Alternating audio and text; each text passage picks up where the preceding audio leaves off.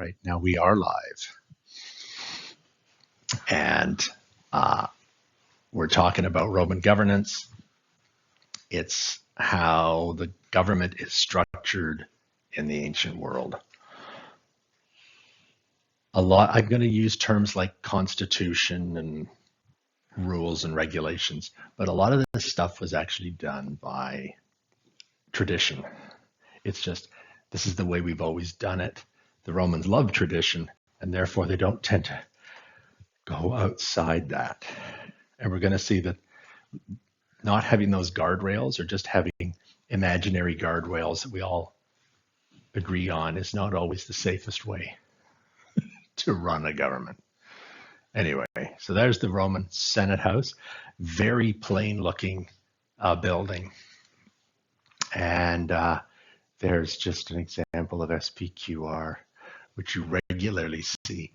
There's another term we'll have that we'll see more often, but yeah, the Senate and people of Rome. All right. So what I'm going to describe as the finished product, it went through evolution and they did tweaks and changes over time. But by the time they got to around, I'm going to say 300 BC, they had worked out most of the changes.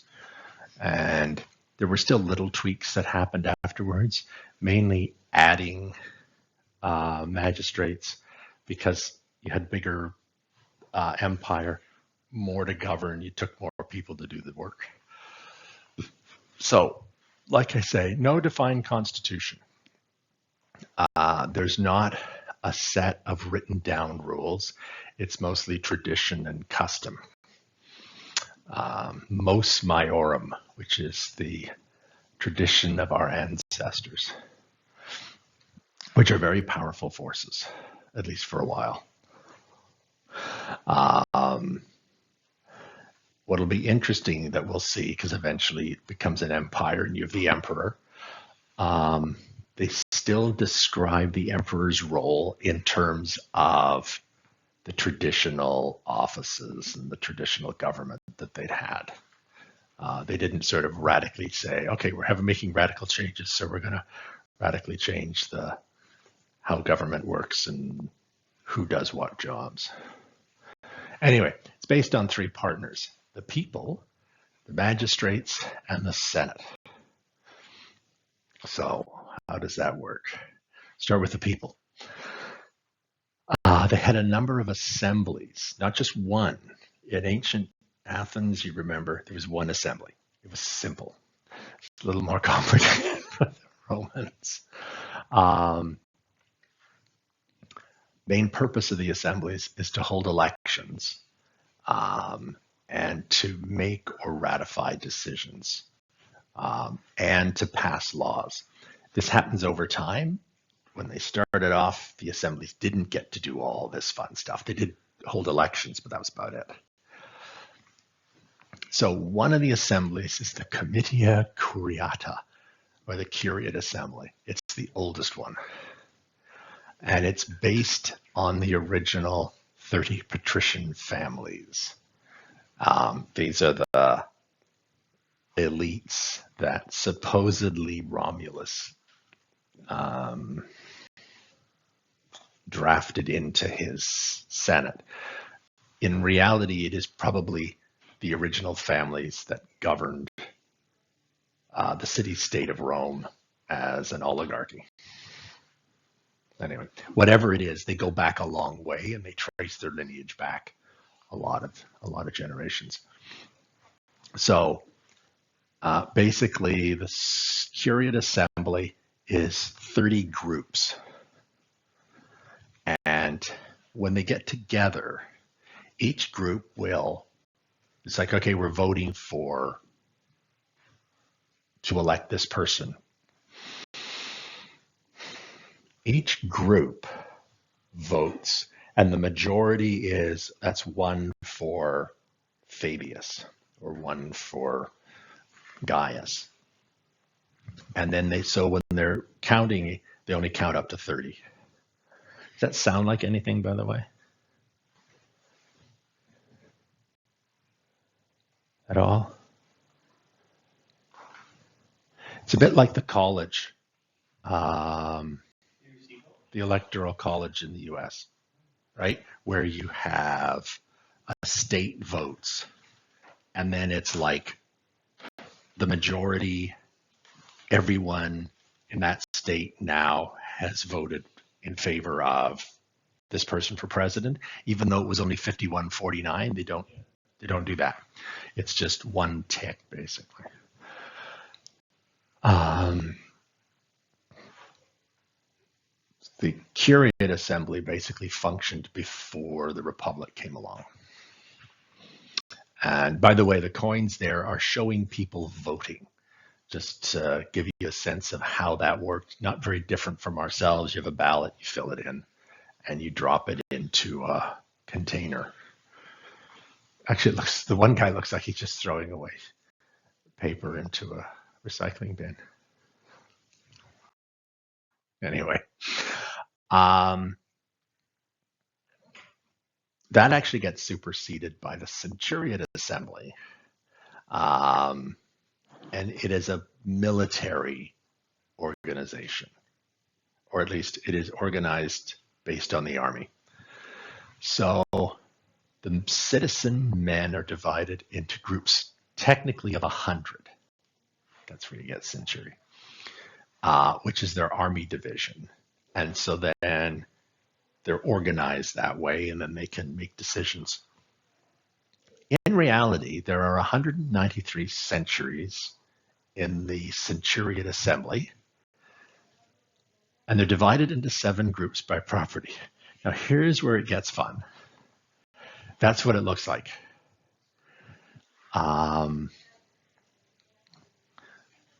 The groups of the centuries are divided up by property. So you can see, oh yeah, it doesn't work.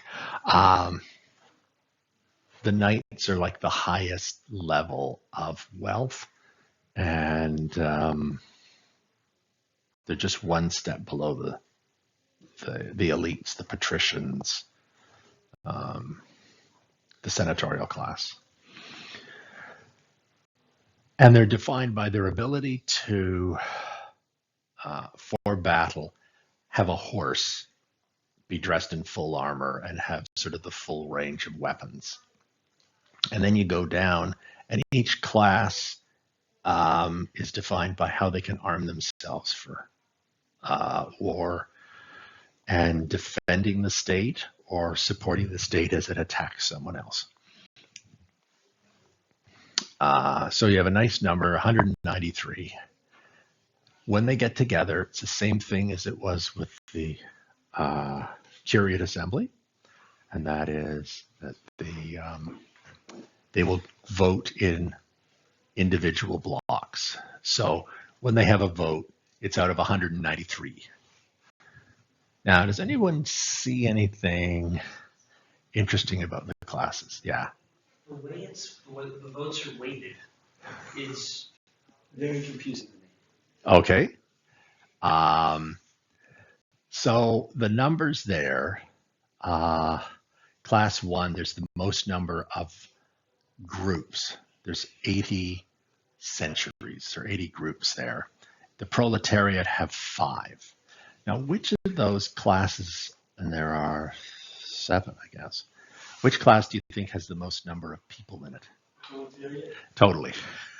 And they have 5 out of 193.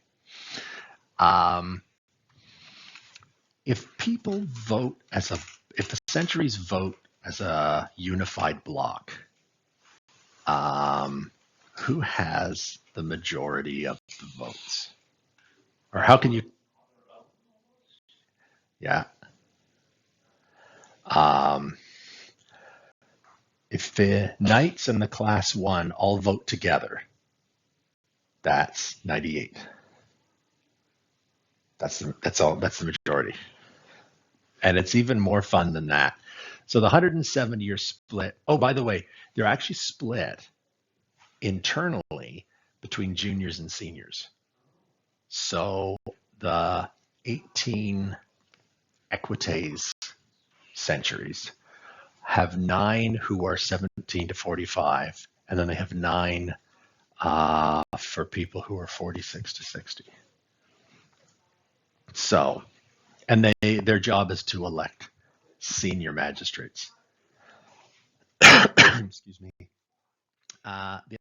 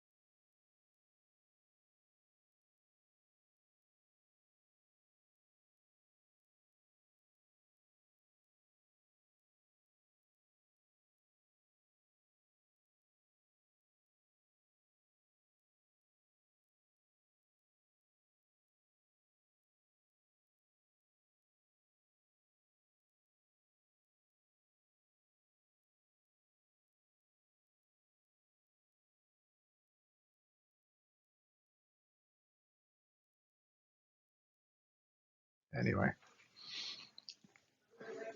so they meet in the Curia Calabra, which is a relatively small building because it's the one individual who is representing his century that's there. So it's 193.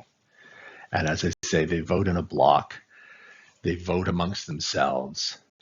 And then, let's say there was 100 people, although for the proletariat, it's way bigger.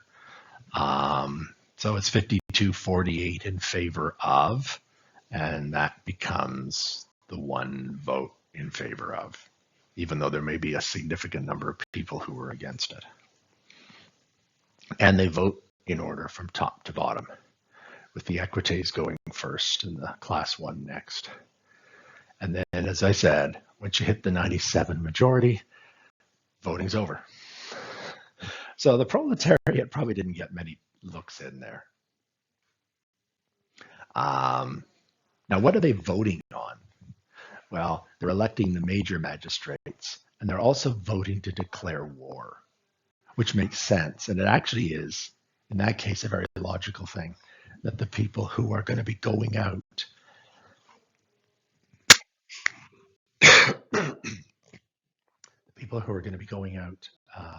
fighting are the ones who are deciding if that's what they want to do. So that's actually quite a logical thing. Anyway,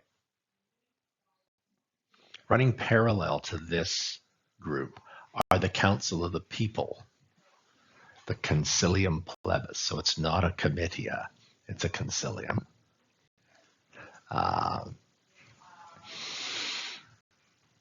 Originally, this didn't even really exist at all.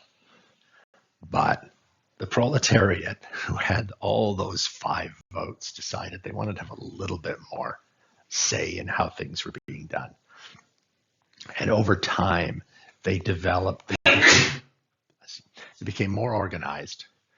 And they actually were able to negotiate powers and a share in governance. The main thing they did was that they elected a magistrate called the Tribune of the People. And they also elected the Aediles of the people. And we'll find out what Aediles do in a sec. As well as tribunes. They also passed laws, and there's where the word plebiscite comes from. It's basically a decree of the people. However, those plebiscites only applied to the people at first. They didn't apply to the knights. They didn't apply to the senators. And this goes back to the really early days. So Rome becomes a republic in 509. It only takes 15 years before the people are not happy with how government is done, and they want to have a bit more say in it. So they basically go on strike. They refuse to support the government. They refuse to go to battle until they get some concessions. And they do this a few times in the very early history of the Roman thing, until they get to the point where they have a meaningful contribution to governance.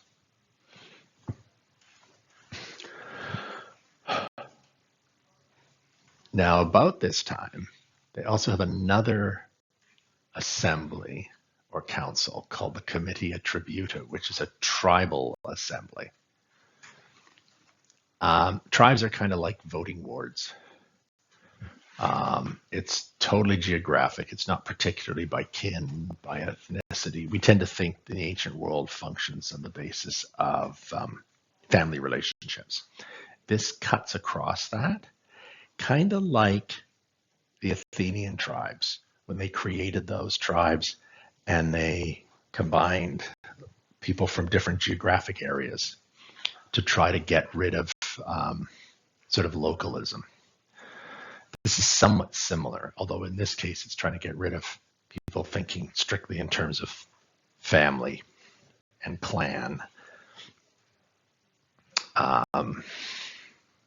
There's actually debate about whether the concilium of the assembly of the people and the tribal council were in fact actually the same thing, and they just had two different names.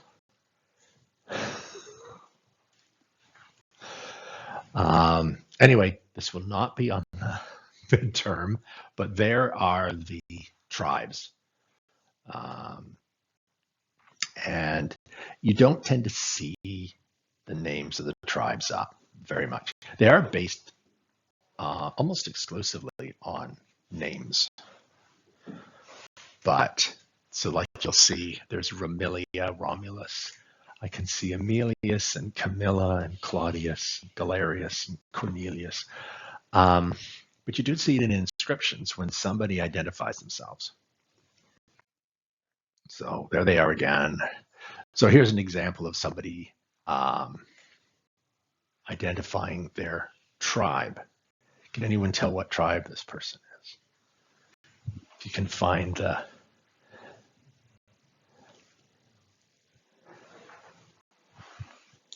it's to the memory of Titus Flavius Athenius, who lived for 22 years, 3 months, 5 days, 3 hours. And this grave monument was put up by Nicostratus, his ex-slave. So the only thing I have not read is this Fab. He's Fab. So he's of the tribe Fabia. And in fact, it even has T there for tribe. Oh, no, sorry, I tell a lie. That's Titus Flavius, son of Titus, but he's still Fab. Anyway, you don't get that a lot on tombstones, but you do get it enough that was one of the ways people identified themselves, which is interesting because I don't think there's anybody who would put on their tombstone that they are, Vancouver West. I live in that ward. This is my MP. Anyway, yeah, Titus Flavius Athenius, son of Titus, of the tribe Fabia. Mainly it's reminding everyone that this person is a Roman citizen as opposed to a foreigner or anything like that. All right. So that's how the assemblies work. They basically have two assemblies. The one that has the most influence on government is the People's Assembly. But the Centuriate Assembly, they use that for electing magistrates. All right, now talked about the election of magistrates. Who are these magistrates and what do they do for a living? Um, there's various elements of government, finance, infrastructure, justice, foreign affairs, and they're directly managed by these magistrates. So the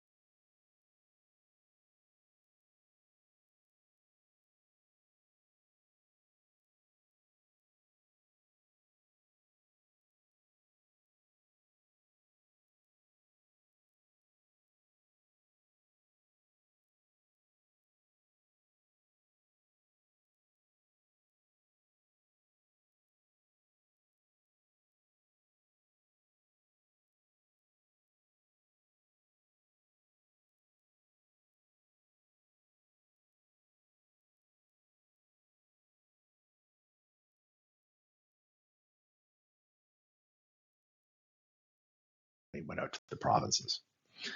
Um, yeah, basically financial officers.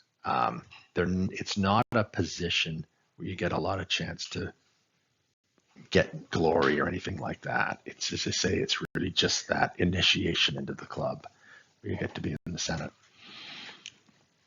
The next magistracy was optional on the ladder up to the height. You didn't have to do it, but it was very useful because it allowed for a lot of self-promotion, and that is called the edile. And it's based off of the Latin word for building. And you're in charge of public works, you're in charge of the markets, and you're in charge of festivals, which is a lot. You have to be 36. So the Romans like you just sort of we do this slowly and carefully. We start off with 5 years in the Senate, and now you can run for aedile. You maintain temples and other public buildings. You run festivals and oversee those and games. And you also oversee the markets. So if somebody has a complaint that, hey, they're weighting down the wool with water or something like that, or they're using, they're cheating with weights, you or your officers that work for you are going to investigate that kind of stuff. So it's very nuts and bolts work. You have eventually you had two different pairs of aediles. You had aediles elected by the tribal assembly and aediles elected by the popular assembly. In theory, curule aediles are higher ranked than plebeian aediles. In reality, didn't make much difference. But if you were a curule aedile, you would put that in an inscription that described your career, just to show that it's like, sort of like I have a BA with honors as opposed to just a BA. Curule, by the way, refers to the curule chair, of which that's an example. So it's a chair that has these rounded sides.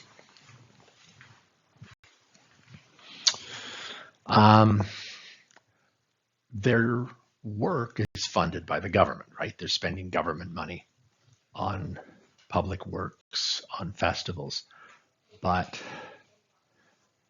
the government funding tended to be pretty basic. So an aedile could put forward their own money. They could top up the government funding in order to make a public building look more impressive, or to make games more exciting, bigger. We're going to bring in more gladiators. We're going to bring in exotic animals from a distance, but that's going to cost more than the allotment I got from the government.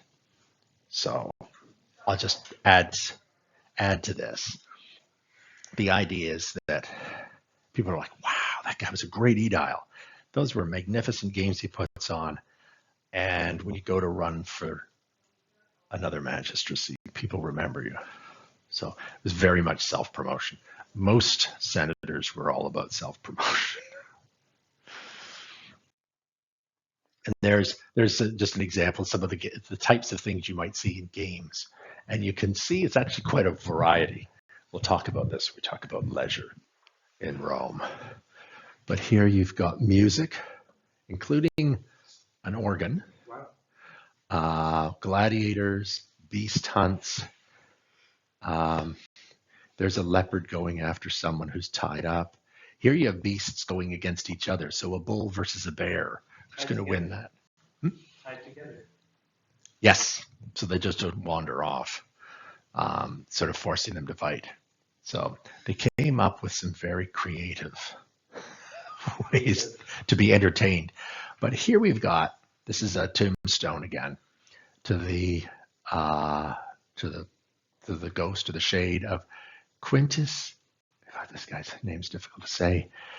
Julius, son of Quintus, and he is ascribed to a curule aedile. So that you can see aedile, and then you can see not just any aedile, he's actually a senior aedile. And I'll point out one other thing. You notice the shape of the stone where the inscription is. Rectangular. It's rectangular, and then it's got these trapezoids inside. Yeah. So I'm always fascinated by practices that come up because of something that happened or something that you did, and then long after you stop doing that and that becomes obsolete, you still do it anyway. Because you don't know why you're doing it. Or just because this is what it's supposed to look like. So this would have represented, like, say, a lead or bronze plaque that you would put at someone's funeral urn with their ashes in there. That's what that represents. Yeah. When they went the next step up and you've got like a full stone, they still use that shape, which is totally irrelevant. But it's interesting that they keep it there. It's so entrenched in expectations. So anyway, all right. An aedile wasn't just the city of Rome. Aediles also is the name of a local magistrate in all the cities.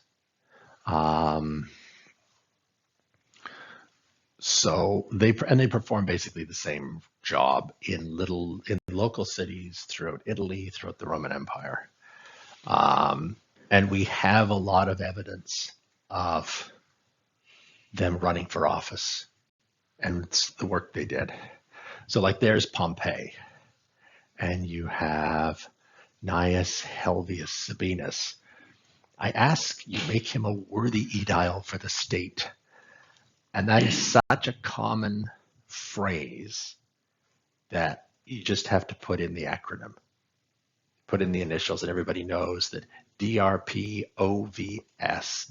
OVF means I ask you make him a worthy aedile for the state. That's what DRP. Yeah, this is it. That's such a common election line that they don't even write it out. I assume aedile is that specific for aediles? Yeah, AED is aedile, and this is in Pompeii. So he's not running to be aedile of Rome. He's running to be the aedile in Pompeii. He's going to do the same thing.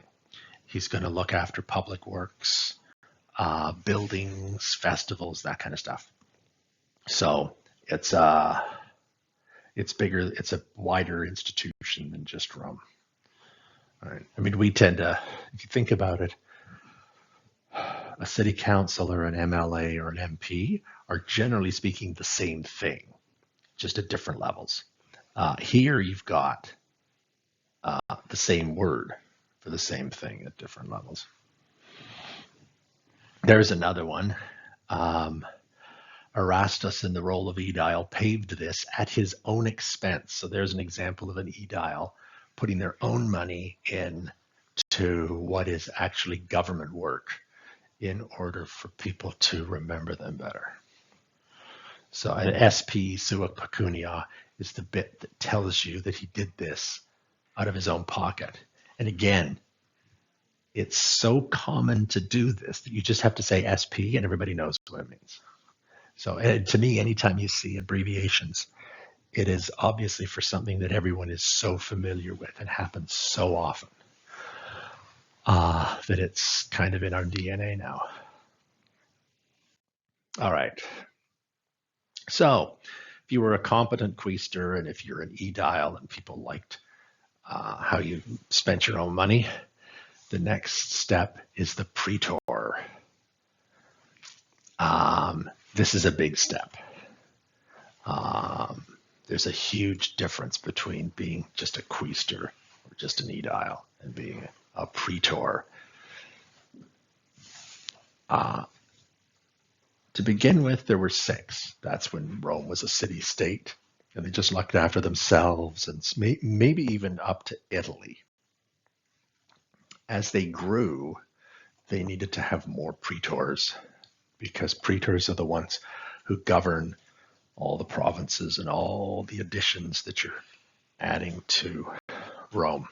So it actually eventually got up to 20 were elected a year. Originally, they oversaw the law courts. Have to be at least 39 to run for praetor. So you've been in the Senate now almost 10 years. They wore the toga praetexta, which is broader purple stripe. And they have the right to sit in the curule chair.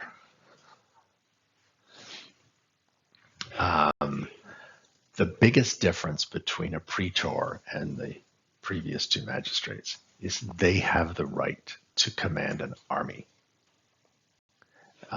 It's called imperium, which means command. Yeah. What's a lictor? Okay, so a lictor is an attendant. Probably at some point it was almost like a bodyguard. But you are allowed to have 6 people who walk with you, and they carry the symbol of your office. It's kind of like in House of Commons, and there's the mace, which represents the government's authority.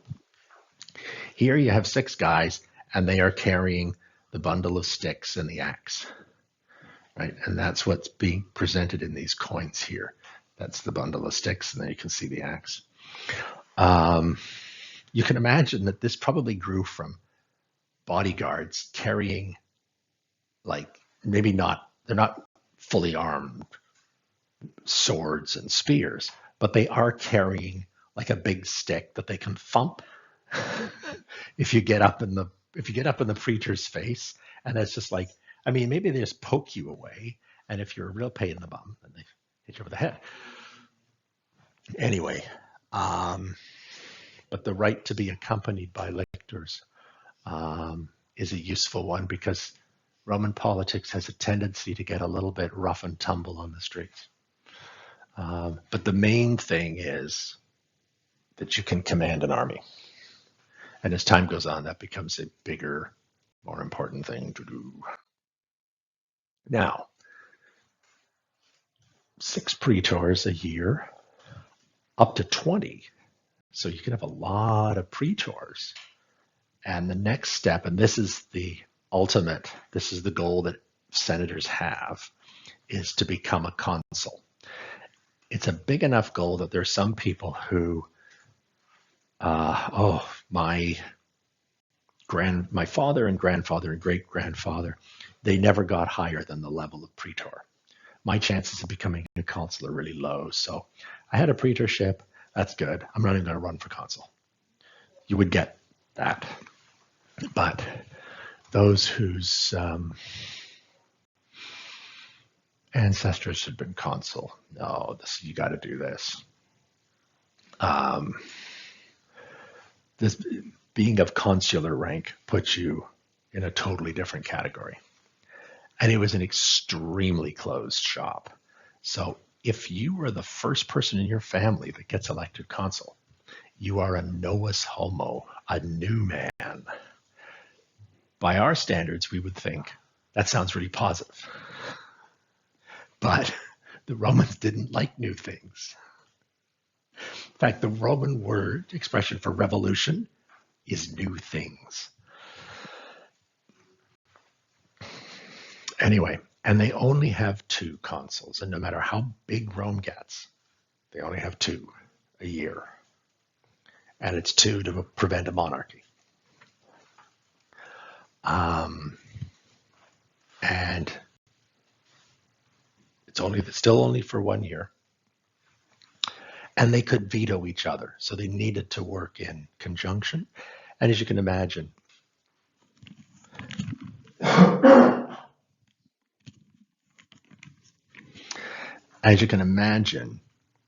in some cases, 2 consuls would get elected who hated each other. And that would be a year where nothing would get done. Or you had 2 guys. Often you would, if you were running for consul, it wasn't like president, vice president running on the same ticket.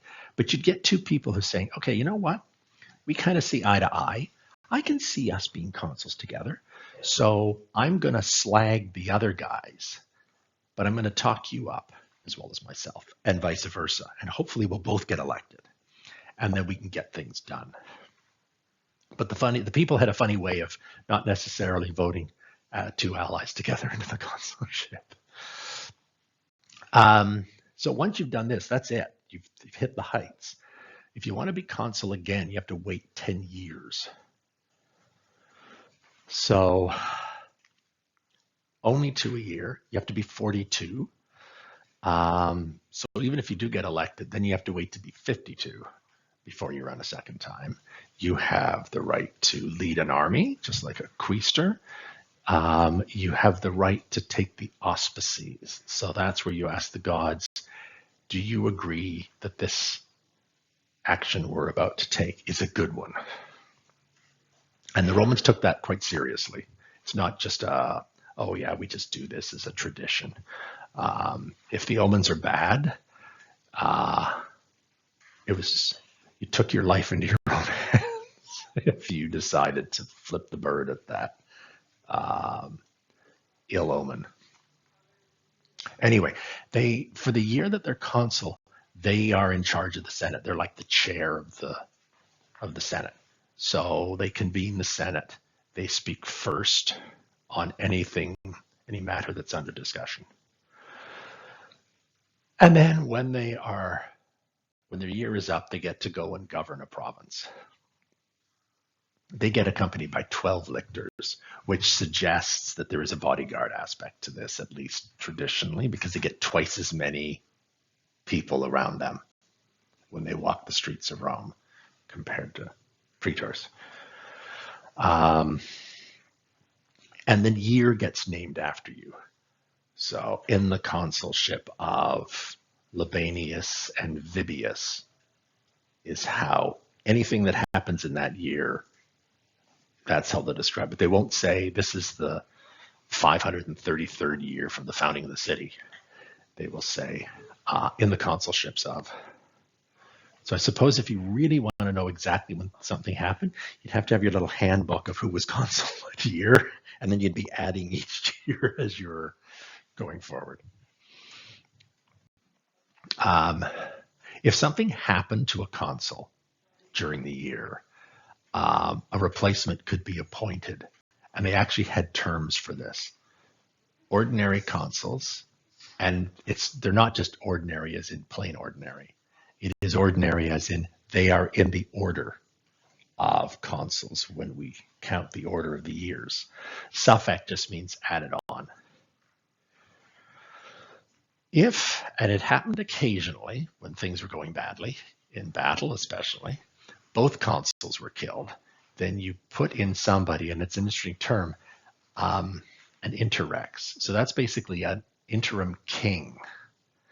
And they are put there just to oversee the elections of replacement consuls. They don't really do anything else. They don't rule, they don't command, unless it's an absolute emergency.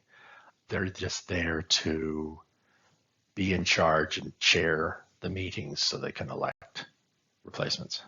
So they would be essentially like a much less powerful version of a designated survivor for a government. Yes. Oh, that's a good one. Yeah.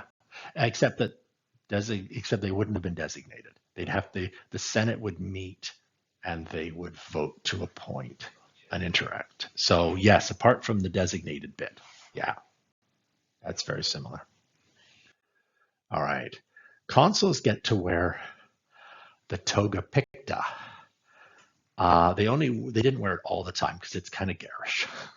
But on high days and holy days, they would wear the full purple toga with the gold fringe on. So you can imagine in the Senate, everyone else is wearing white with the purple fringe, and then this guy walks in, very much stands apart from everyone else. It's actually a defining, the toga picta is a defining element of the consulship. When they describe it, they talk about somebody being elevated to the purple. Yeah. How much would a toga like that cost nowadays? That's a really good question. I don't know that we have that. It would be expensive though, because the dye is expensive. All citizens wore togas, but the dye is expensive. But then you can also imagine if every citizen and citizens were strongly encouraged to wear their togas so that they could be distinguished from non-citizens. And there's a social, oh yeah, I want to wear my toga so people know I'm a citizen. You can imagine that there's a wide range of costs for a toga. I mean, you could just wear something really cheap, or you could wear like not the latest fashion because they all look exactly alike, but in terms of materials, right? Wow, this is so comfortable. Although no one would wear a silk toga. They're made out of wool. By the way, was it purple? Hard to tell shades of color when they're described in the ancient world, and we don't really see them, right? Because all the paint washed off all the statuary. The fact that in the ancient world they refer to the Mediterranean as the wine dark sea always makes me very cautious when it comes to estimating colors in the ancient world. Here we have, by the way, this is Augustus. It's an inscription of Augustus. It's kind of an interesting one because it's bilingual. So you have Greek. So you have the conquering general Caesar, son of the divine, Augustus, consul 12 times. There it is there. Consul 12 times? Yeah, he'd been consul. Well, you see, by this time, that 10, he didn't live to be over 120. By this time, the 10-year thing is pretty much scrapped. But previous, and even when it was the rule, occasionally you would have cheats. Usually because the situation was urgent. Yeah. If you had somebody who was consul multiple times, was the year named the consul year and then consul year 1? Well, this is it. You would get in the Fasti, which is the list, you would have, let's say, when Fabius was consul for the second time, and Valerius. If it was just the first time, they wouldn't put it in. Just like monarchs, it's only when you get a multiple that you're going to put in that number. Yeah. So anyway, some realities. There's 6 quaestors a year who are 30. There's 6 praetors, eventually up to 20 praetors who are 39. How hard is it for a quaestor who decides they want to run for praetor? How competitive is that election, do you think?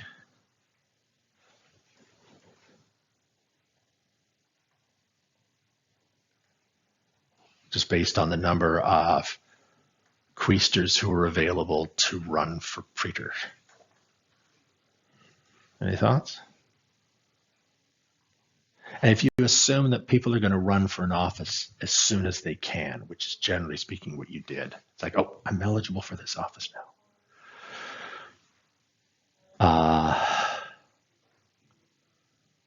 Well, the 6 quaestors who were elected at age 30, 9 years later, when they're that year for praetor elections, there are 6 quaestors who are available. So the competition isn't great. There's not a huge amount of competition. It would only really come from somebody who either postponed running because they were eligible a year or 2 before, or maybe somebody who was running for a second praetorship. Not a lot of competition. Now, there are 20 praetors in a given year, and they all 3 years later want to run for consul. How difficult is the competition now? It's yeah. And this is why a lot of senators would get off after being praetor. They decided running for consulship is kind of like running for office, particularly in the States. It's expensive. And they don't have PACs. It's all funded by yourself. So it wasn't unusual for a senator to go into debt just to become the consul. And just running. And if you lose, then where are you going to recoup all that money that you just spent? But even if only half the guys run, it's still extremely competitive. So one solution eventually they came up with in the empire was to have suffect consuls. And so what would happen is you would not be consul for a whole year. You might be consul for a couple of months, for 6 months, and then you would finish, and somebody else would be typically appointed by the emperor, or they would be elected by the Senate, but it was the emperor who put their names forward. So not likely going to get a lot of opposition to the suggestion of the emperor. And that way you get more people who get to be consular ranked. So that keeps the Senate happy. But it did not happen during the Republic. You didn't add suffect consuls just to make senators who want to be consul happy. You only add suffect consuls because you need them. Anyway, so that's the basic cursus honorum, or greasy pole, from quaestor, aedile, praetor, consul, top. There are some other magistracies that sit outside that hierarchy. 3 others to talk about are the tribune of the plebs, the censor, and the dictator. And yes, dictator is a constitutional role. It's not somebody seizes power, has a military coup, and sets themselves up as dictator, which is what we picture. Why is it dictator plus? Just because it's an asterisk, just to say it's not, just to remind me to say that this is constitutional. I've already mentioned interrex, and there was also a position called the tribune of the soldiers, or sort of representative of the soldiers. Won't get into those two, but just in case you bump into those terms, you've heard them from me. Anyway, tribune of the plebs. This is going to become big when we're talking about the last century of the BCE. Sort of, from 100 down to 40. They were elected by the people. So it was not the centuriate assembly that had that weighted in favor of the wealthy. This is someone who's elected by just the proletariat.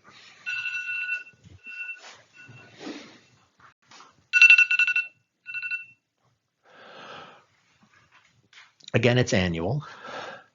And basically they represent the people's interests against the Senate and against the wealthy elites.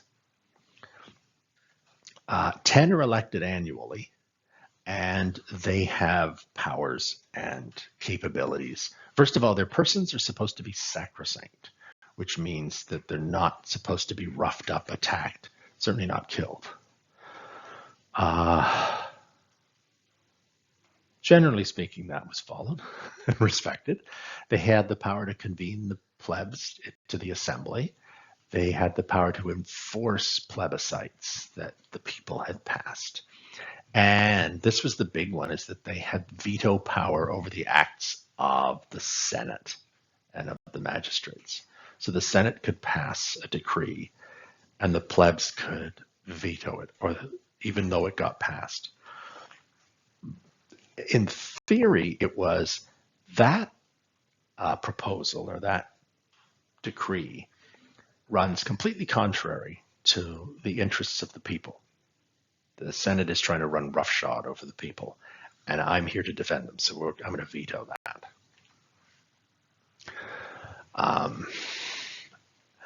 It was certainly at points in the Republic a political dead end. At some points, the tribune of the plebs was not allowed to run for a senatorial office. Like if you ran and you served as a tribune of the plebs, you are barred from running for quaestor or aedile. So you have no chance of getting into the club. And you're not going to be in the cursus honorum. They took that away because they felt that it was preventing too many people from running. Anyway, Tiberius and Gaius Gracchus are 2 of the more infamous tribunes of the plebs. Anyway, move on here.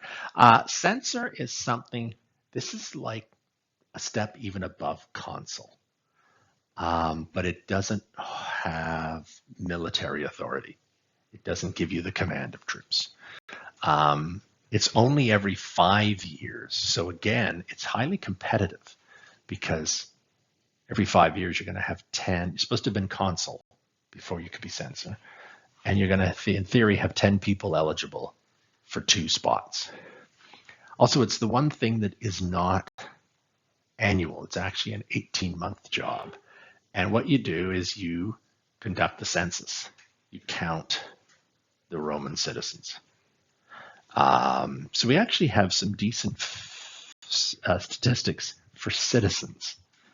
Now, that doesn't tell us about non-citizens and women and children and slaves, but it's a nice basis. The other thing, the one power the censor had, is that they reviewed the Senate, the list of the Senate, and they kicked out anyone who was felt to be wanting.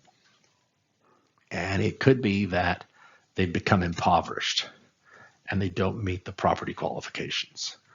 Or it could be, and this is very vague, that they had exhibited lax moral standards or lax morality, and they could be kicked out for that. And you did get that happening. It wasn't just something that was in name only. And so, yeah, they could boot people out of the Senate. They couldn't add senators, but they could boot them if they wished. Yeah. Could they remove consuls? Could be anybody. Technically, the magistrates are not senators, so you can't boot a magistrate, a serving magistrate, but everyone else is fair game. Anyway, and then at the end of it, they conducted a lustrum, which was a ceremonial cleansing of the community, which typically was all the entire city of Rome within the walls. All right, there you've got an example of Domitius Ahenobarbus conducting the census in 115. He's the one on the far left, checking his lists, making his lists and checking them twice. The third one that I mentioned with the plus sign is the dictator. So in times of national emergency, they would suspend the government. They would suspend normal operation, kind of like the War Measures Act, and they would appoint, either by the consuls or the Senate would appoint someone to take charge of this emergency situation for a period of no more than 6 months. And usually the first thing that the dictator did was he appointed a lieutenant or like someone to serve directly under him. And the title for that was Master of Horse. So you can see right away that this thing was constructed for military emergencies. The dictator is going to lead the army, and his second in command is the person who's leading the cavalry. The magistrates were on hold. They still existed. They just couldn't exercise their power without the dictator's approval. The tribunes of the plebs could not veto dictators' acts. Basically martial law. Here we've got someone who has filled just about every possible role you can imagine in government. Appius Claudius Caecus, son of Gaius. And you can see he was censor, twice consul, because bis is twice, cos bis. He was dictator. He was interrex 3 times, because that's the 3 there. Praetor twice, curule aedile twice. So that's curious right there that he held, because typically when a magistrate, you'd only hold it once, and once you've done it, you don't need to do it again. He held them twice, so it's thought that perhaps he either booted out of the Senate, or after he was censor, he had to go through the cursus honorum again, because he was censor before he was consul. We don't really know, because this goes back to like 300 BCE. and the records aren't great. In fact, this inscription was done centuries after as a memorial to him, because that's not what inscriptions look like in like 270 or 280 BCE. And it also has a bunch of other things he did. He paved the Appian Way, which is why it's called the Appian Way. It's named after him. Oh yeah, there he is. Military tribune 3 times. Anyway, so we've got all these people we've thrown into the Senate, and we should deal with that as quick as we can. Goes back to the regal period as a group of advisors who were called the conscripted fathers, because in theory they didn't really want to be there, but they were being compelled to serve their state with their great advice. The size varies, but the standard number was 600. And they said if it got too big, if it got like, oh, there's 750 of them, that's censor had a good motivation to boot people. Under Augustus, the property qualification was 1 million sesterces. And we've talked a little bit about money, but it's like, what does 1 million sesterces mean? We'll look at that in a second. They didn't technically pass laws. Technically, they provided opinions or sort of consultation, but it had the force of law. Anyway, what is a sesterce? So an average day's pay from a sort of the most basic laborer is 4 sesterces. And you work 250 days because there's festivals and things like that. It means it will take you 1,000 years to earn 1 million sesterces.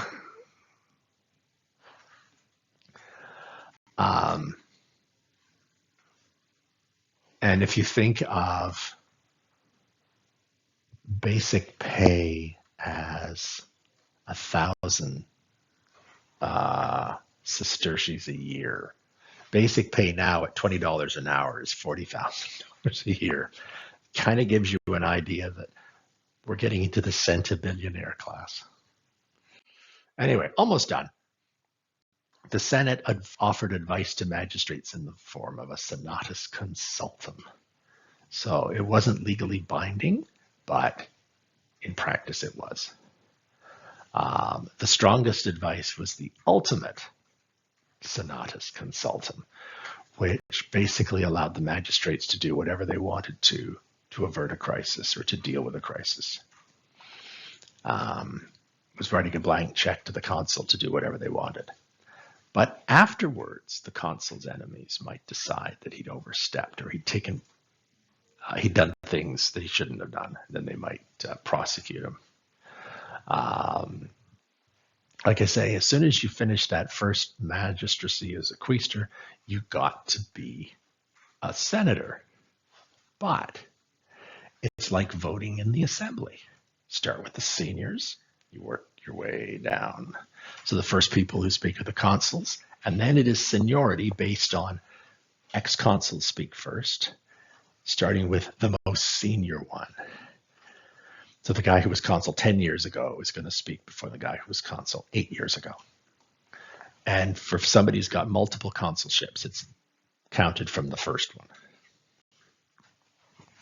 What chance does the guy who was quaestor last year have to speak when there are 600 people and most debates take 1 day?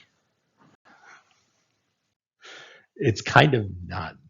So what would happen is you would vote with your feet, right? A consul gets up, speaks, and you're like, yeah, I agree with that. I'm never going to speak, so I'm just going to go over. I'm going to sit beside him. And as the debate went on, you could see where the vote was going to go because of how people sat. That's where the expression vote with your feet comes from. The last thing is governing provinces.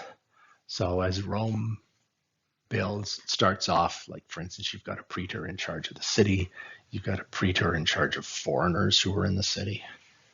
And the consuls lead armies, usually just fighting in Italy. That's the beginning. But as they expand, and here's just a quick going through their expansion, getting bigger and bigger, all of these places need to have somebody overseeing them, governing them.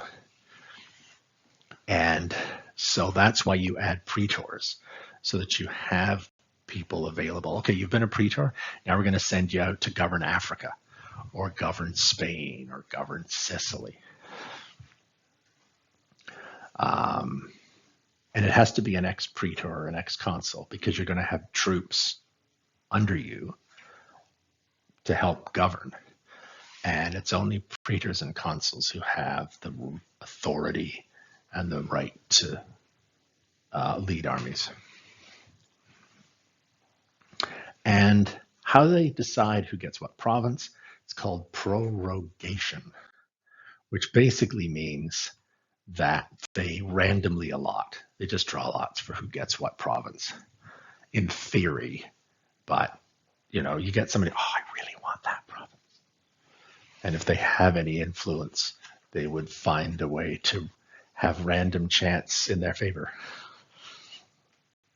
Anyway, province you get could make or break you, because you can either make back all the money you spent to get elected by squeezing the locals, or a better way to do it would be to try to extend Roman territory.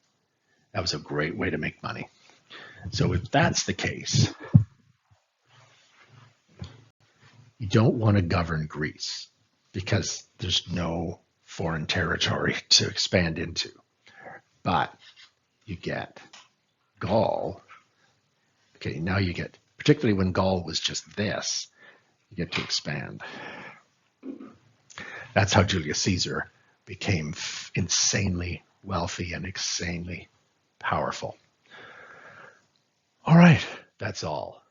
So the next thing that we'll be talking about is how Rome goes from this to the entire Mediterranean, and the point of calling the Mediterranean RC.